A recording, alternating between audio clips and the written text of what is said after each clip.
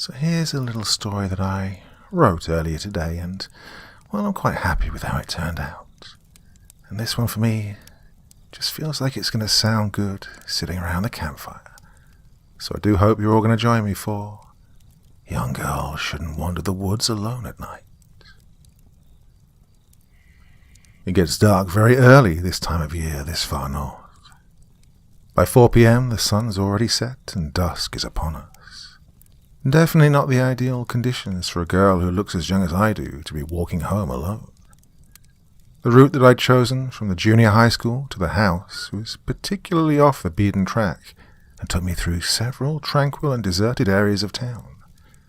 No parent with even a shred of love in their heart for their child would allow them to make this walk at any time of the year, let alone in the depths of winter. It was just after I'd passed the cemetery and was about to turn onto the path through the woods that I became aware of his presence. At this point, he was what you would consider a safe distance behind me.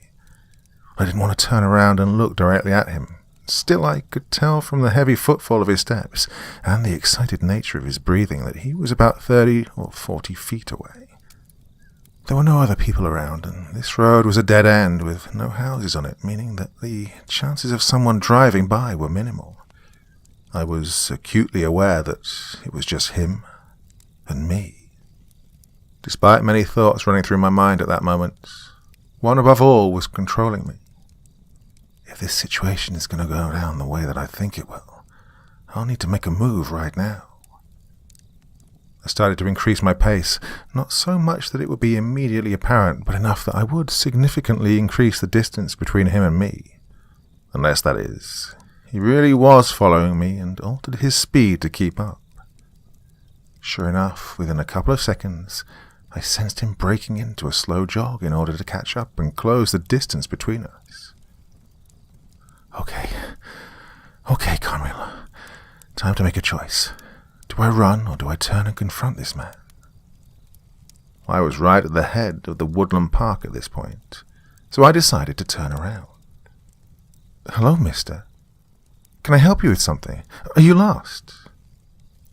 I detected the slightest hint of surprise that I'd acted in this way. Still, he quickly regained his composure and continued his slow approach. Hey there, little girl. I was just out here looking for my dog. I think he went into these woods. Do you want to help me find him? He was smiling at me now. What's your dog's name? I asked. What? Your dog's name? What is it? If I'm going to help you find him, I need to shout his name. His name's Fred. Oh, was he surprised by my question, or had he hesitated because he'd needed to make up a name? Well, I'm kind of scared of dogs.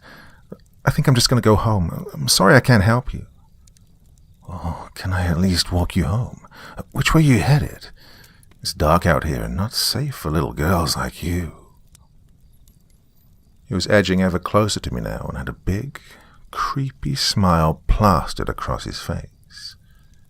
Oh, I live just on the other side of these woods. Trust me, I can make it home just fine. Well, I'd still like to walk with you if that's okay. I mean, I'm sure my dog is in there somewhere. His icy blue eyes were laser-focused on mine now. It almost felt like he was trying to hypnotically control me with his gaze. Well, if you really think Fido's in there, I guess you should look for him. Fido's a crazy old mutt, he said. I'm sure I'll find him in there. There is no dog. This man definitely means trouble. Time to take action. I turned and started running into the woods. While I had a couple of seconds head start on him, the fact is that the body of a 13-year-old girl can't run as fast as a fully grown man. He caught up with me ridiculously fast, so quickly in fact that we were still within the view of the road. The street lamp gave off enough light for us to be seen by a passerby, if one were to approach. What did you run off for? He asked. I'm not going to hurt you. Sorry, mister. I just got scared at the thought of your dog running around in here. I got bitten by something pretty nasty when I was younger, and the thought of it happening again freaks me out. Okay, I understand. Let's keep walking, and I'll keep you safe from any stray dogs. Hey, are you hungry? I have some food I could share with you. Let's find a nice place to sit down and eat. What do you have? Well, I was kind of hungry as it happened.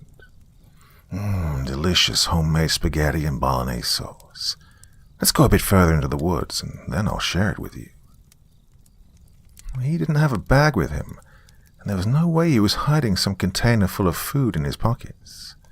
This was bullshit. No thanks, mister. My elders say I'm allergic to garlic, so I shouldn't eat Italian food. Okay then, let's just keep walking. His heart rate was increasing and the adrenaline was kicking in. I could smell the excitement oozing from his pores. Here, let me hold your hands. You'll be safer that way. He didn't wait for me to respond, grabbing my hand in his clammy grip. He was a strong one, it was apparent. There was no way a regular girl of my height and frame would be able to escape this bastard. We walked on and were soon far away from any streetlights and any semblance of safety. And soon things were going to take a turn very much for the worse. He clearly sensed this too, letting go of my hand and standing in front of me to block the path. The disingenuous smile had now gone. Okay, little lady. Fun time is over. Well, for you, anyway. My fun is just about to begin. He withdrew a set of handcuffs from his pocket and dangled them in front of my face.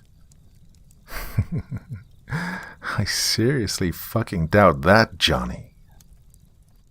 And this was the part that I always loved the most.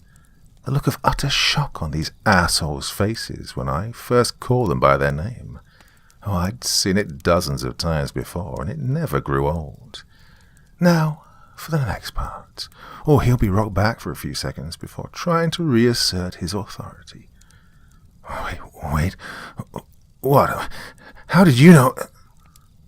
I didn't let him finish his question. Johnny Mutton. Pedophile. Rapist and child killer. Oh, we've been tracking you for a while. Damn, he looked stupid, still dangling those cuffs in front of him. Guess what? We found you. Just watching the cogs of a regular human's brain slowly turn was not my favorite part of this whole game, though. Come on, work it out already. Then you can pretend it doesn't matter that you're the boss here, and we can get down to business. Well, I don't give a fuck what you think you know. Oh, good. The bravado had returned. It was always more fun when they still thought they had the upper hand. I'm still gonna torture you, rape you, and then leave little pieces of you scattered all over this forest. Again with the dangling handcuffs. What was wrong with this shithead? Which hand should we start with? You want my left? The fucking schmuck had a look on his face like it was Christmas and his birthday all rolled into one. He advanced and roughly placed the handcuff around my left wrist. Things are going to get real ugly now, little lady. He was smirking. He genuinely believed he was still in control. At least we can agree on something. Okay, jackass, let's get this over with. I was going to make this quick. This piece of shit wasn't even worth toying with. I grabbed the other end of the cuffs and clasped it around his wrist. There was no way he was going to escape me now. What are you doing, kid? What, you think that's... I jumped up and sank my fangs deep into his neck. Oh, I would feast on him later, but for now, ripping out half of his jugular would lead to a suitably painful death. I climbed off of him and spat out the chunk of flesh onto the ground in front of him. In his shocked state, he actually bent down and tried to pick it up, as though that would fix his lethal wound.